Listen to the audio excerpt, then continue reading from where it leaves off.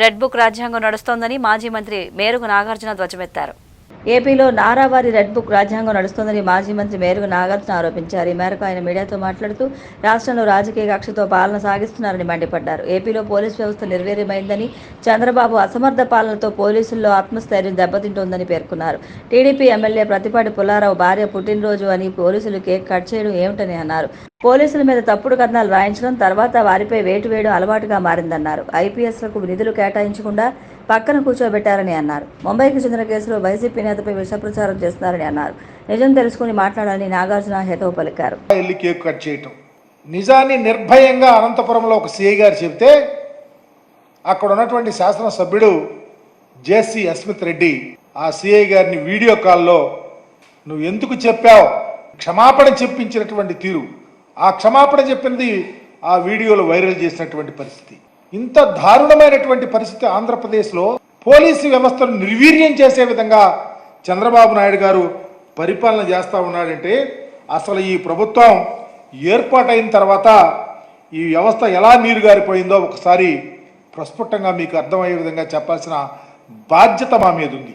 చంద్రబాబు గారు అధికారంలోకి వచ్చిన తర్వాత ఆ ప్రభుత్వంలో అత్యంత కీలకమైనటువంటి వ్యవస్థలని పూర్తిగా నీరు కార్చేశాడు.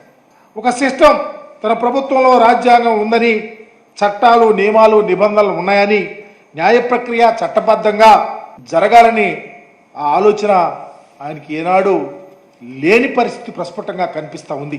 ఈ రాష్ట్రానికి ముఖ్యమంత్రి హోదాలో చంద్రబాబు నాయుడు మొదటి నుంచి అధికారుల యొక్క ఆత్మస్థైర్యాన్ని దెబ్బతీసే విధంగా, అవసరమైతే ఉన్నటువంటి పోలీసు అధికారుల్ని తన వ్యవస్థలో ఉన్నటువంటి మీడియా వ్యవస్థ ద్వారా అభూత కల్పనలు, వారిని నిర్వీర్యం చేసే విధంగా, మోరల్గా వీక్ అయ్యే విధంగా కథనాలు రాయించటం, తర్వాత ఒక పరిస్థితి ప్రకారం వారి మీద వేటు వేయటం, ఈ విధంగా పోలీసు వ్యవస్థను పూర్తిగా నీరుగారి చేసినటువంటి పరిస్థితి ఆంధ్రప్రదేశ్లో చూస్తూ ఉన్నాం.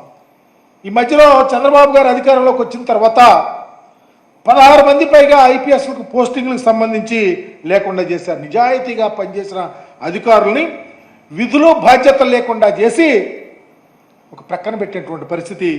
దీని ద్వారా రాష్ట్ర వ్యాప్తంగా ఒక ఆలోచన, చంద్రబాబు గారికి వ్యతిరేకంగా ఎవరన్నా ఉంటే వాళ్ళ గతి ఇంతే అనే విధంగా వాయిస్ వచ్చే విధంగా చేసినటువంటి పరిస్థితి. చంద్రబాబు గారు చెప్పిందే వేదం, టీడీపీ నాయకులు చెప్పిందే వేదం, లేకపోతే అదే చట్టం అనే విధంగా కూడా ఈరోజు రాష్ట్రంలో రాజ్యం వెళ్తున్నటువంటి పరిస్థితి రాష్ట్రంలో చూస్తూ ఉన్నాం.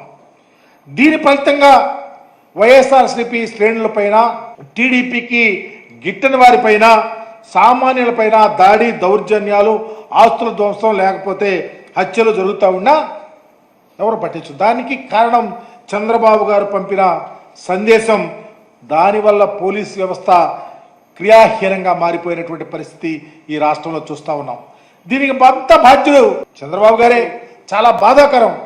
నిజంగా వ్యవస్థ ఒక ప్రక్కకి వెళ్ళిపోతా ఉన్నా నిమ్మకురేనెత్తినట్టు అధికారాన్ని నడిపే వ్యక్తి తనకు కావలసిన విధంగా ఈరోజు ఈ రాష్ట్రంలో పరిపాలన చేస్తూ ఉన్నాడంటే ఎంత బాధ్యతారాహిత్యంగా ఉన్నాడో దీనికి కారణం ఈ రాష్ట్ర ముఖ్యమంత్రి కాదా అని నేను అడుగుతా ఉన్నా. రాజ్యాంగం మీద, ఏ రాజ్యాంగమేనా, రాజ్యాంగమే అడుగుతా ఉందా ఈ పరిపాలన? ఇది ఒక నారావారి రెడ్ బుక్ పరిపాలన కాదా అని అడుగుతా ఉన్నా. దీనికి ఎవరు సమాధానం చెప్తారు? నడిచేది నారావారి రాజ్యాంగం.